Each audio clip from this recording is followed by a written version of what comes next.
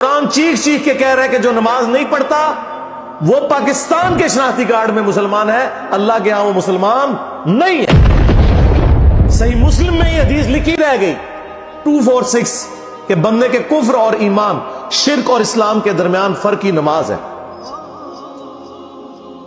یہ حدیث مسلم میں ہی لکھی رہ گئی کہ ابن مسعود رضی اللہ تعالیٰ عنہ کہتے ہیں کہ جماعت کے ساتھ نماز پڑھنا یہ سنت خدا ہے، یہ تمہارے نبی کی وہ سنت ہے جو اللہ نے انہیں عطا کی، اگر اسے چھوڑ دو گے تو برباد ہو جاؤ گے۔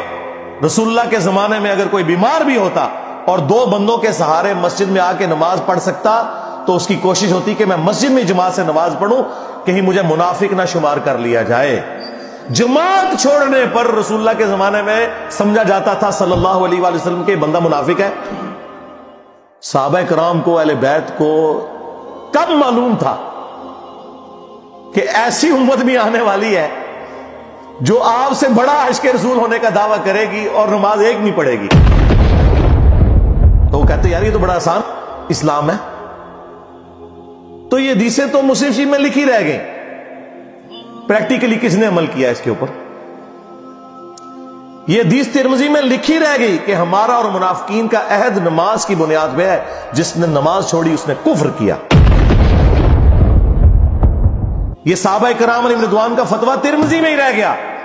عبداللہ بن شقیق تابعی کہتے ہیں کہ صحابہ کرام علیہ رضوان تارک الصلاح کے سوا کسی کی تکفیر نہیں کرتے تھے، صرف بے نمازی کو وہ کافر سمجھتے تھے، باقیوں کو وہ تمام غلطیوں کے باوجود مسلمان تصور کرتے تھے۔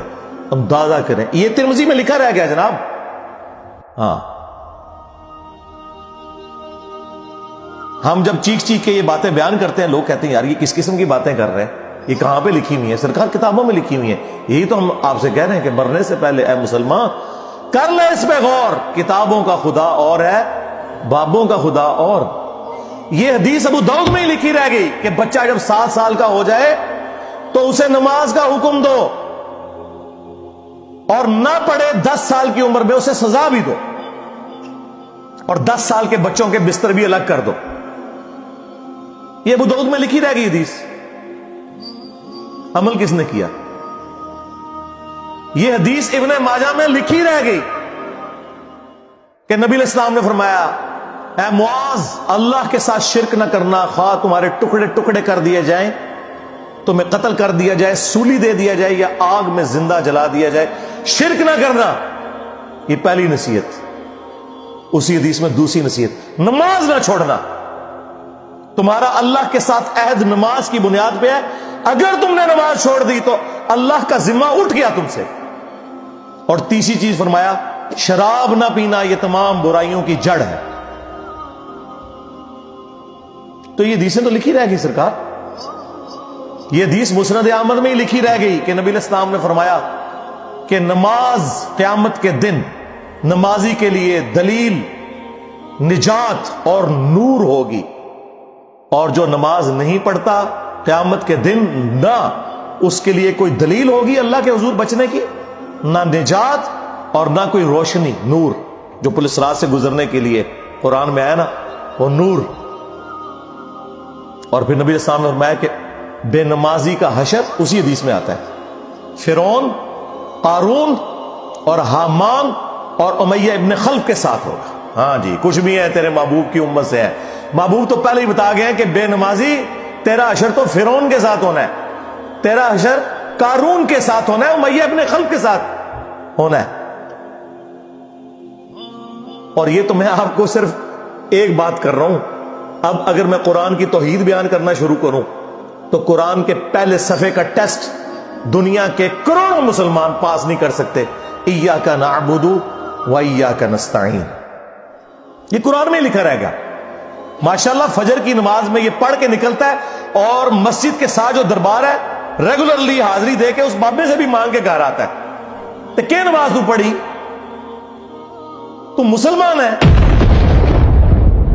تیری ہر نماز کی ہر رکعت میں تو یہ نہ پڑھے تیری نماز ہی نہیں ہوتی۔ ایاک نعبد و ایاک نستعین، اے اللہ عبادت بھی تیری کریں گے، دعا بھی تجھی سے مانگیں گے، مدد بھی تجھی سے مانگیں گے۔ یہاں مدد مانا دعا کیا، لیکن یہاں مولویوں نے پھر پٹی پڑھا دی، ان کا نہیں جی نہیں جی، امی سے روٹی نہ مانگے.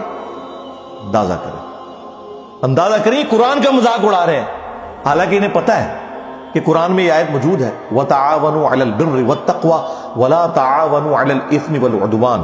نیکی اور پرہیزگاری کے کاموں میں ایک دوسرے کی مدد کرو اور برائی میں الگ رہو. قرآن نے بتایا ہے کہ اللہ نے دنیا کو اسباب کے ساتھ جوڑا ہوا ہے.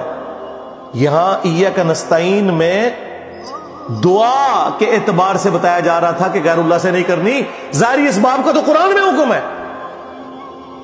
لیکن دیکھ لیں، اور پھر جس شان سے اللہ تعالیٰ نے سورۃ النمل میں ذکر کیا، حیران کن بات آپ کو بتاؤں، اہل تشیع کے ہاں صبح و شام کی دعاؤں میں، سنت اذکار میں سورۃ النمل کی آیت نمبر 62 پڑھی جاتی ہے. ترجمہ نہیں کبھی کسی نے پڑھا، اور ہمارے جن اسٹوڈنٹس نے پڑھا جو شیعہ مکتب سے تعلق رکھتے تھے، کیونکہ میں نے اس آیت کو اتنی دفعہ کوٹ کیا، انہوں نے کہا ہم تو یہ صبح شام پڑھتے ہیں، ترجمہ پڑھا تو انہوں نے کہا یار یہ آیت پڑھ کے بھی سب سے زیادہ شرک ہم کر رہے تھے، کیونکہ اس آیت کے اندر کیا لکھا ہے؟